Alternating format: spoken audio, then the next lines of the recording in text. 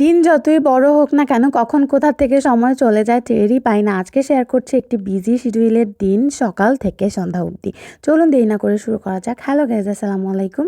This is me Suraiya and welcome to my new blog.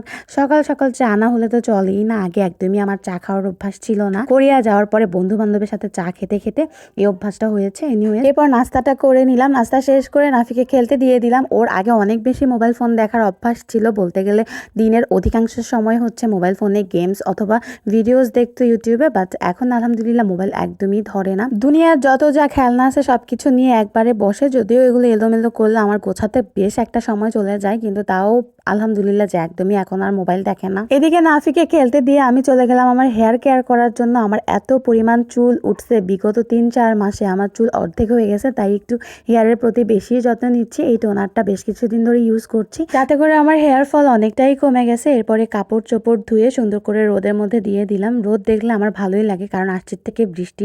ওই যে বললাম আজকে অনেক কাজ আছে, আজকে রান্না বান্না চাও করতে হবে। রান্না করব ভাবলাম একটু কাঁঠালের বিচি দিয়ে গরুর মাংস, তাই এগুলো নিয়ে ছাদে চলে আসলাম। দেখি ঘষাঘষি করে উপরের ছিলকাটা তোলা যায় কিনা। অনেক ট্রাই করার পরেও আমি কোনোভাবেই উপর থেকে খোসা ছাড়াতেই পারছিলাম না। আসলে কোনো কাজে সহজ না, সেটা হোক গোসল কিংবা খাওয়া দাওয়া, সেটাও একটা কষ্ট। যাই হোক, এখানে অনেকক্ষণ ধরে ঘষাঘষি করেও আমি একদমই ব্যর্থ। এরপরে চলে যাই শিলপাটাতে ট্রাই করার জন্য। শিলপাটার মধ্যে অনেকক্ষণ ঘষাঘষি করার পরে হালকা হালকা উঠতেছিল। এরপরে আমার মতন অধৈর্যশীল ব্যক্তির দ্বারা এটা সম্ভব না ভেবে সবকিছু নিয়ে চলে গেলাম ধোয়ার জন্য। আজকে এভাবেই রান্না করব, আমার আর একদমই শক্তি নাই এগুলো ঘষাঘষি করে ওঠানোর জন্য। তো পরিষ্কার পানি দিয়ে ভালোভাবে ধুয়ে নিলাম, আর সাথে অল্প একটুখানি গরুর মাংস, যেহেতু আমরা দুজন মানুষ, তো অল্প একটু গরুর মাংস ভালোভাবে মশলা দিয়ে কষায় তার মধ্যে কাঁঠালের বিচি আর অল্প একটু আলু দিয়ে রান্না করব। এভাবে রান্না করলে কাঁঠালের বিচি অনেক বেশি মজা লাগে, গরুর মাংসের টেস্টের সাথে খুবই মজা লাগে। তো এখানে আমি মশলার সাথে কষাই নিয়ে আবার কাঁঠালের বিচি আলু দিয়েও আরেকটুখানি কষিয়ে নিব। আর এই দিকে আমি অন্য চুলার প্যানের মধ্যে একটু বেগুন, আলু, মিষ্টি কুমড়া ভাজি করে নিব বেশি ঝাল দিয়ে। এই ভাজিটাও আমার খুব পছন্দের। মিষ্টি কুমড়া দিয়ে যে কোনো রান্না করলে লাস্টে আমি অল্প একটু চিনি অ্যাড করে দিই, এতে টেস্ট আরও একটু বেড়ে যায়। তো এদিকে আমার রান্না বান্না গোসল সবকিছু শেষ, আর ছিল রৌদ্র, তার মধ্যেই শুরু হয়ে যায় ঝুম বৃষ্টি। হাফসাও স্কুল থেকে চলে আসছে।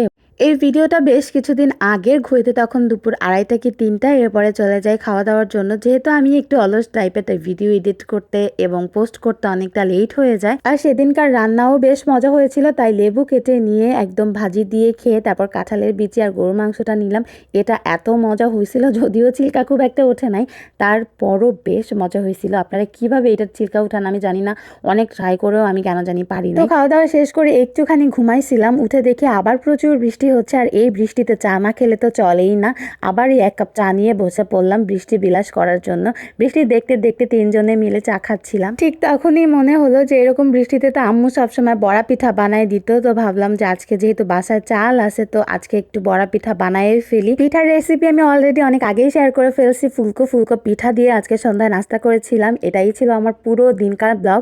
আশা করি ভিডিওটা আপনাদের ভালো লাগবে। ভিডিওটা ভালো লাগলে ছোট করে একটা লাইক অ্যান্ড কমেন্ট করে দিবেন। That's all for today. আল্লাহ হাফেজ।